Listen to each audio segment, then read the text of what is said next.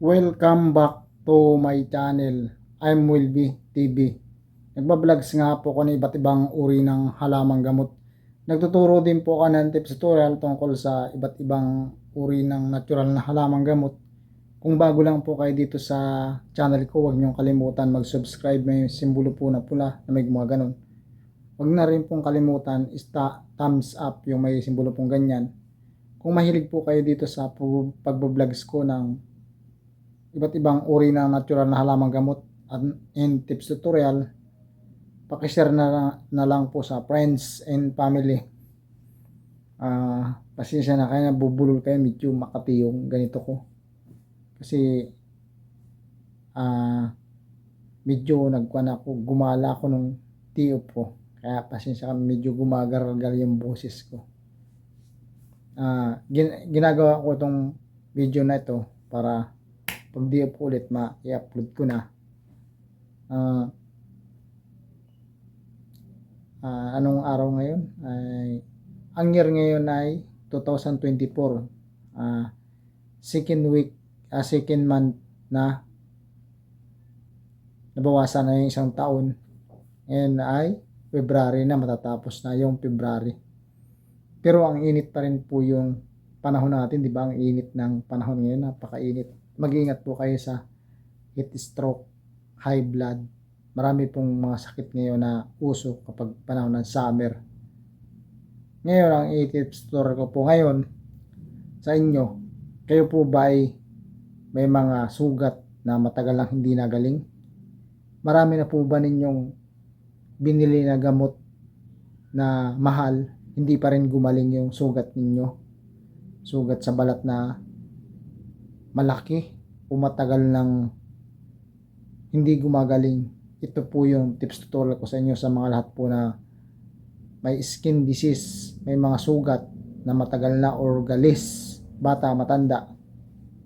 Ito po yung tips ko sa inyo. Libreng libre, hindi kayo gagastos. Gagawin lang po ninyo kasi natural ang makakagaling sa inyo. Walang ilalabas kayo na pera, kahit piso, kasi ito sa probinsya talagang wala kayong ilalabas na pera. Marami nito sa probinsya. Ang tubig, 3 uri ng tubig po ang ibibigay ko sa inyo para gumaling yung sugat ninyo. Una, yung tubig sa sapa. Kung alam niyo yung sapa, maliit yan sa ilog, marami niya sa probinsya. Yung malinis po malinis. Sa taas, walang nagtatapon ng basura, wala nagtatapon ng bulok na hayop, walang dumudumi, excuse po sa kumakain, walang tumatae o umiihi sa taas o ilaya ng sapa. Kapag may sugat po kayo, galis, o halimbawa kayo na aksidente, may sugat kayo sa baraso, may sugat kayo sa leeg, sa katawan, at sa ibang parte ng katawan ninyo, gawin ninyo ito araw-araw. Magbabad kayo ng mga kalahating oras, isa, sa sapa. Yung malinis na tubig sa sapa po ang gagamitin ninyo. 3 to 1 weeks, ako po magsasabi sa inyo, 100%.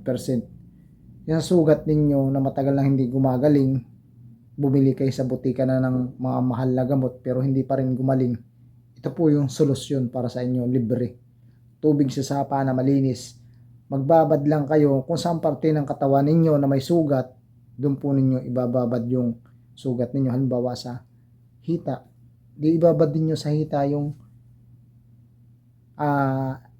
ibabad ninyo yung hita ninyo sa tubig ng mga kalahating oras to 1 hour. Gawin po niyo sa looban ng 1 weeks or araw-araw, lalo na kung umaga. Po magsasabi sa inyo, 100% gagaling po yung sugat ninyo. Bata, matanda, kung mayroon po kayo mga sugat sa katawan o mga skin disease, ibabad ninyo. Lalo kung nagasugat yan o nanunubig o naglalahay, tumutubig o naglalahay. Ano po ba sa inyo yung tumutubig o naglalahay? Sa amin, yung tumutubig yan, ang ibig sabihin yan, pagaling na o bago pa lang yung sugat. Yan po yung talagang papasukin ka ng bakterya. Ingatan ninyo yung sugat ninyo kapag ganyan. Kaya sabi ko sa inyo, kung may sapa sa inyo o maliit sa ilog, sa taas nyo dapat checkin ninyo, wala ba dong bahay? Wala ba dong umiihi, tumatae? Wala ba dong nagtatapon ng basura? Para safe po yung sugat ninyo. Kapag nagbabad kayo, malinis. Yan. Yan po yung tips number 1. Tips number 2, sa ilog na malaki, malinis na tubig sa ilog, 100% po kagalit niyang sugat mo. Tinulian kayo o circumcision sa mga lalaki dyan. Diba summer ngayon, uso yung tuli, uso yung circumcision, yung pukpok o mga tuli na tinanggis na natin mga Pilipino. Yung penis pinapasok sa kahoy, tapos ginagayat yung balat. Pagkagayat ng balat, tatalian niya ng tila, tapos meron niya na yung kiniskis sa nyug, meron niya na nilalagay pa na sa tawag dito, Carabao grass, pang-ampat daw yan ng dugo. Yan. Kung kayo ay tinulian, lalo na ngayon summer, tinulian kayo sa doktor, tinulian kayo sa pukpok o natural na tuli, magbabad lang po kayo sa malinis na ilog. Malinis po na ilog, ha. Please listen po, makinig po. Malinis na tubig sa ilog na malaki, magbabad po kayo. Bago po kayo bumabad sa ilog na malinis na malaking sure ka ba? Kung kayo po ay may sugat na matagal nang hindi gumagaling, o may galis kayo, o nagkaroon kayo ng bulutong tubig, tinulian kayo sa doktor, tinulian kayo na natural pukpok na tuli, magbabad po kayo sa ilog na malaki. Checkin lang po ninyo yung taas ng ilog, baka meron doon na maraming bahay nagtatapon ng basura, may mga figure sila na diretso sa ilog, may mga factory sa taas, may mga basura na tinatapon. Walang silbi rin po yung turo ko sa inyo kapag nagbabad kayo sa ilog na madumi, papasukan kayo ng bakterya, yung dumi ninyo. Ang kailangan yung tubig po na paglulubluban ninyo, kalahating oras to isang oras, hanggang araw-araw po yan, 1 week, magbabad po kayo. Lahat po ng uri ng sakit mo sa balat na hindi gumagaling, na anong tawag dito, naglalahay siya o nagbabasa-basa, gagaling po yan, matuyo po yan kaagad kapag nagbabad kayo sa tubig na malinis. 100% po, mag-comment kayo kapag gumaling po yung sugat ninyo. Balik po kayo dito sa channel ko.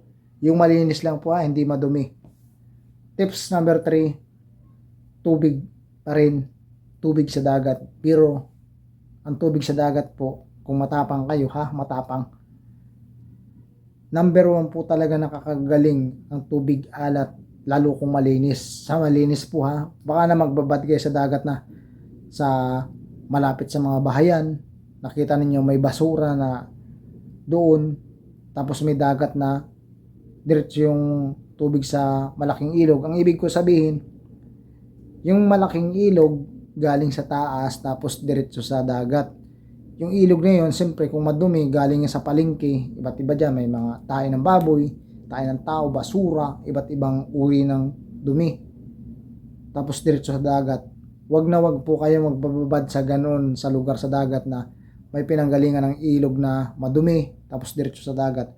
Hanapin niyo sa dagat yung walang bahay, tapos may mga bakawan, may mga bato. Ang ibig kong sabihin, di shortcut, malinis na tubig ng dagat. Pero, ito po makinig po kapag nagbabad kayo sa tubig ng alat, lalo kung yung sugat ninyo ay bago, talagang mapapatakbo kayo niyan kasi maalat yan. Yung iba po talagang yan, lalo kung ikaw may buni, ito may buni, bagong galing ka sa buni o may buni ka pa rin. Kapag nagbabad ka sa tubig alat, tanggal yan 100%. Araw-araw, kalahating oras to isang oras, subukan mo, mahigit 1 linggo. Ako magsasabi sa iyo, patay ang buni na yan, tuyo pati yung sugat mo. Ganon din sa tinulian. Yan. Pero, titiisin mo. Masakit kasi yan maalat yan.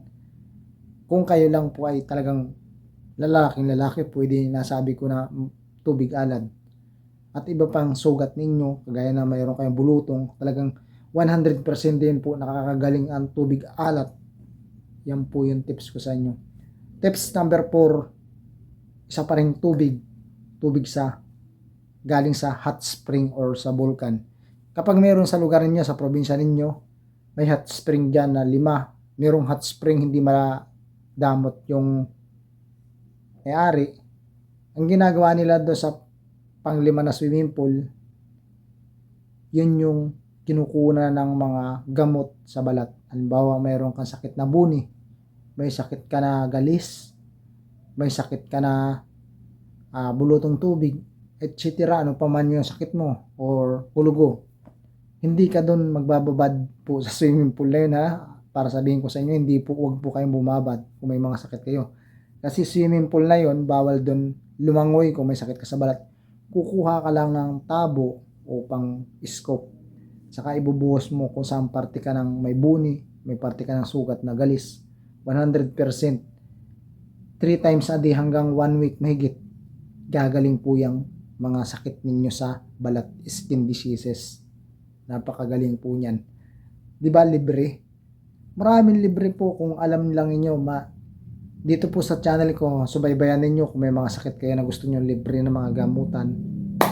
Yan po, tubig lang. Lalo na kung nag-maintenance ka ng gamot tapos ang tagal gumaling. Basta mga sugat po, ako po nagsasabi niyo mga sugat sa katawan ninyo o mga skin disease. Lahat po ng tubig na nabanggit ko, 100%. Bumalik po kayo dito kung gumaling kayo sa tips tutorial ko na to. Balik po kayo. Talagang magpapasalamat ako sa inyo pag may nag-comment kayo. Opo sir, totoo po yung sinasabi ninyo. Yan. Tips number 4 na gagaling kayo walang libre. Sorry. Tips number 4, iba't ibang uri ng skin diseases gagaling kayo na libre lang. Nasa paligid lang ninyo pala. Yan.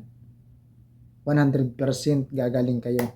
Sundan po ninyo mula sa una hanggang sa uli. Step by step yung sinasabi ko. Ang process o proseso.